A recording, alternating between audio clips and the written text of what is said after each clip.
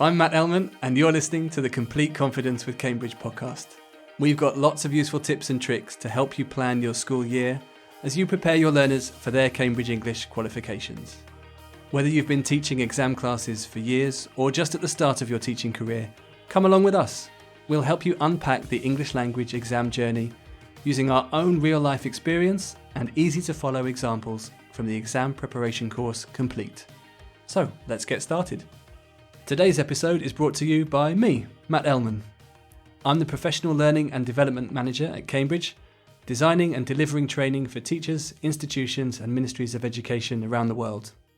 I've worked as a teacher and trainer in the UK, Spain and Malaysia, and I've delivered courses, workshops and talks in around 30 countries. Hello everyone, and welcome to this episode, which kicks off our series on the B2 First exam. We'll start by talking about the intermediate plateau. This is an issue that many students at B2 First level will encounter, and it's the feeling that they're not making progress as fast as they used to be. This happens for two reasons.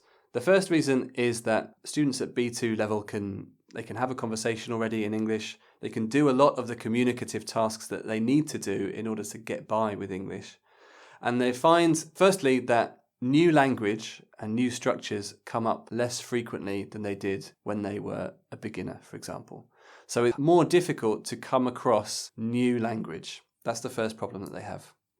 The second problem is that the new language that they do come across is less useful. It's not something that they're going to use as frequently as the words that they encountered at beginner level, where you come across the very frequent vocabulary. So this means that students, once they reach intermediate, have to work harder to keep improving, and they have to do that alongside this sense of making slower progress. So it's difficult to maintain motivation. That's the problem.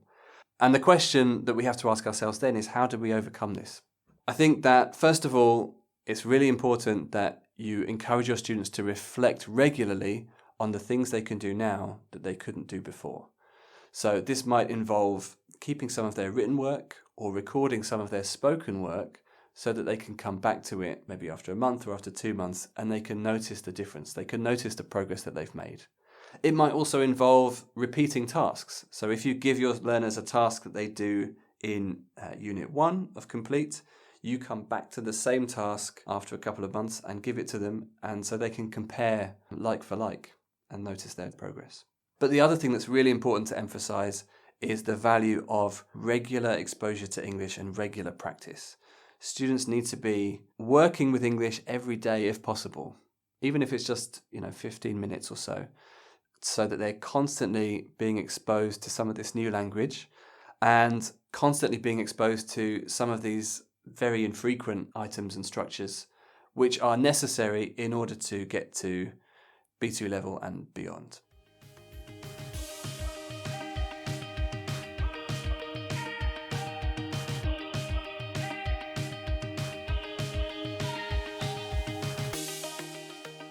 The second way that we want to empower learners to take control of their exam preparation is to harness the positive learner behaviours that they've developed up to this point. So when we consider learners at B2 First, we're considering people that have been learning English for some time and they've already got to a reasonable level. B2 is a good level of English. So we want to consider then, what are the positive habits that have brought them this far, and what are the things that they know are less effective and that they know to avoid at this point. So what this means is that in our first few lessons, we might invite the learners to share with each other their habits for learning English, the things that they find useful. It could be things that they do. It could be tools that they use, maybe apps that they use.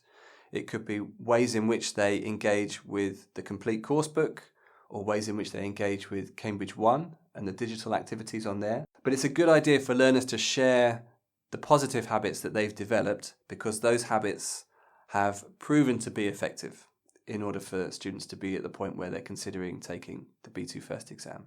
So just to remind you, Cambridge One is your learning management system for all Cambridge courses, and it's your one-stop shop for a wide range of activities and resources to support your teaching and your students' learning. You can find it at cambridge1.org. The second thing that they want to think about is what is going to work best from this point onwards. So if your learners started studying English when they were in school and relatively young, the habits that worked for them at that time may not be so effective now if they are studying at university or if they're working adults. They need to find the times for studying that will work best for them. They need to find maybe the locations and the tools that work best for them.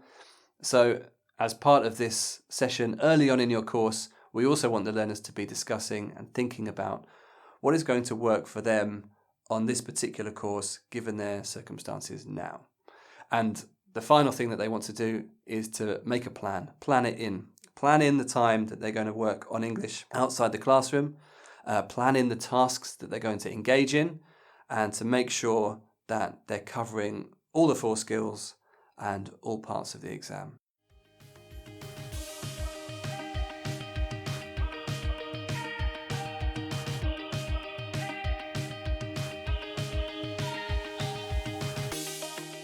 The final thing we want to do to empower learners to take control of their own exam preparation is to really make sure that roles are clear right from the very beginning of your course. So at this point, I'll invite you to just pause the podcast for a moment and think about what is the learner's role on the course and what is the teacher's role. What is the learner responsible for doing and what is the teacher responsible for doing? Just pause here and take a minute to think about what your answer would be. Okay, so if we consider learner roles, my things, and hopefully you have something similar, would be, first of all, that it's the learner's role to study outside the class as well as in the class. It's really, really difficult, I would say it's impossible actually, for learners to do all of their exam preparation solely within your classroom. They need to be working on English outside the classroom in order to be successful on exam day. So the kind of study that will involve and the kinds of resources that will be involved are something that you can advise on, but it's really the learner's role to make sure that they're doing that work. And of course, Complete offers a huge number of resources that learners can use. They've got their students book, they've got their workbook, they've got all of the resources, the practice extra on Cambridge One that they can do, but it's the learner's responsibility to be doing that study. It's also their responsibility to participate within the class, to participate in group and pair work, for example. It's their responsibility to bring questions to the class, to be noticing things when they're doing their study outside the classroom, whether that's noticing new structures or new vocabulary in the reading or the television watching that they do, or whether it's noticing aspects of the exam that might be tricky or that they might have questions about.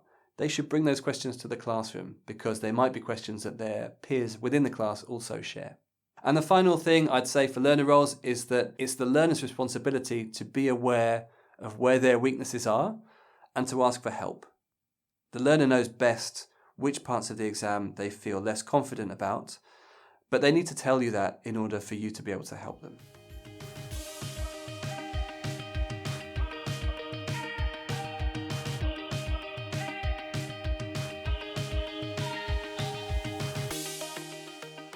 When it comes to teacher roles, it's the teacher's responsibility to make sure that the whole exam is covered as part of the preparation course. And of course, if you're using Complete, then you can tick that box because Complete makes sure that every aspect of the exam is covered as part of your course. So although the students might be working on their own at home or in the library or whatever, it's your responsibility to guide them as part of that time to make sure that they get the most from it. Again, Complete provides you with a huge number of resources to help with this. You can send your students to the workbook, or you can send them to Cambridge One, where they can do activities from Practice Extra. And either of those will be aligned with what the students have learned in the classroom, so that you know the work that they're doing at home reinforces what they've learned in the class. It's the teacher's role to support every learner as well. So we want to make sure that each learner in the class is supported and that the different needs of each learner are also supported. That means that we need to be confident with every aspect of the exam. It's part of the teacher's role to support every learner in the classroom. So we mentioned that it's the learner's role to be aware of what their weaknesses are and where they lack confidence and to communicate that.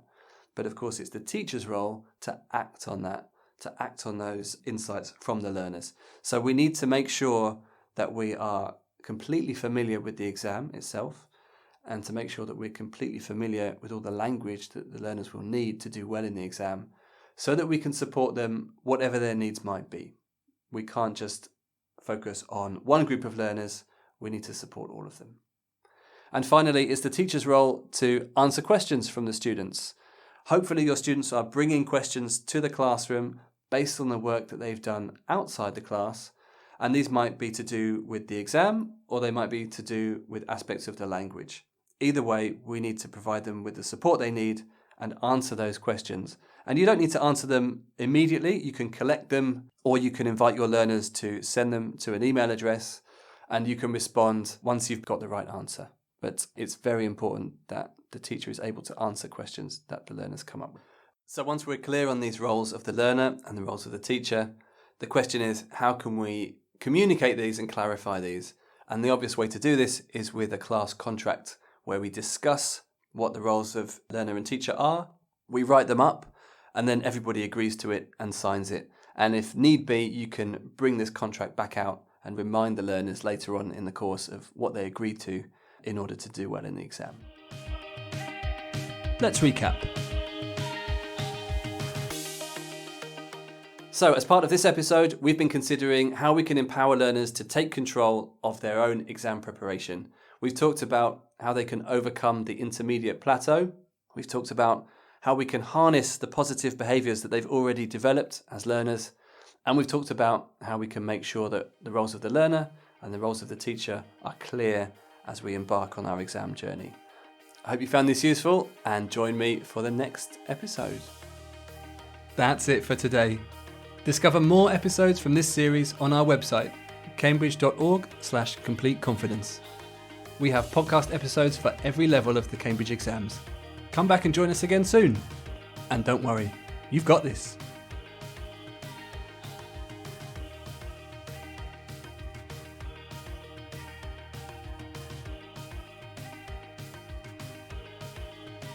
You've been listening to the Complete Confidence with Cambridge podcast, brought to you by Cambridge University Press and Assessment.